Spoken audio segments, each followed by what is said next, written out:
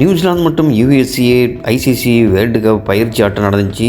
அது ஒரு எக்ஸாக்டிங்கான மேட்சிங்காக இருந்துச்சு. ஒரு ஃபயரிங் மேட்ச் தான். குரூஷியல் மேட்ச் இப்படி ஆகும்னு எதிரே பார்க்கல. ஏன்னா ஏற்கனவே சொன்ன மாதிரி இந்த பயிற்சி ஆட்டமே சின்ன சின்ன அணிகள் நல்ல ஒரு பெர்ஃபார்மன்ஸ் கொடுக்குறாங்க. அது நியூசிலாண்டோட உள்ள ஒரு டஃப் கொடுக்குறது என்பது பெரிய ஒரு விஷயம். அந்த மாதிரி தான் அந்த மேட்ச் நடந்தது. வாங்க இந்த பெரிய இதில் பார்க்கலாம் மேட்ச் உடையதை. நியூசிலாந்து மற்றும் யுஎஸ்ஏ மேட்சில் முதலில் பேட்டிங் களமிறங்கிய நியூசிலாந்து அணி நிர்ணயிக்கப்பட்ட 20 ஓவரில் 208 ரன்கள் அடித்தது. 7 விக்கெட் போயிடுச்சு. அதில் அதிகபட்சமாக ஷிப்பர்ட் 66 ரன்னும், கான்வே 16 ரன்னு, பிலிப்ஸ் 40 ரன்னும், மிச்சல் 32 ரன்னும், கேப்டன் மிச்சல் சாண்டர் 19 ரன்னும் அடித்தனர். இறுதியில் நியூசிலாந்து அணி 20 ஓவருக்கு 208 அடித்தது.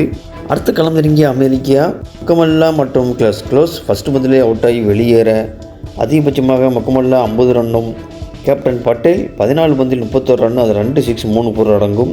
குமார் 26 பந்தில் 43 ரன்னும், ரன்சனே 41 ரன் அடிக்க கிருஷ்ணமூர்த்தி 13 ரன்னும், கடைசியில் மோசின் 2 ரன்னும், சால்க்வேக் 1 ரன் அடித்தனர். இறுதியில் யுஎஸ்ஏ 20 ஓவருக்கு 201 ரன்னுக்கு 8 விக்கெட்டு போயிடுச்சு. லாஸ்ட் ஓவரில் ஹென்ரி யூஎஸ்ஏ ஓவரில் 2 விக்கெட்டு போகும். அதில் வெறும் 3 ரன் தான் அடித்தாங்க. கண்டிப்பாக அதில் ஒரு 6 இதுவும் போயிருந்தாண்டா யுஎஸ்ஏ ஒரு ஷாக் கொடுத்துருக்கோம். நியூசிலாண்டுக்கு வெற்றி பெற்றிருக்கோம் யுஎஸ்ஏ. இறுதியில் நியூசிலாந்து 7 ரன்கள் வித்தியாசத்தில் வெற்றி பெற்றது.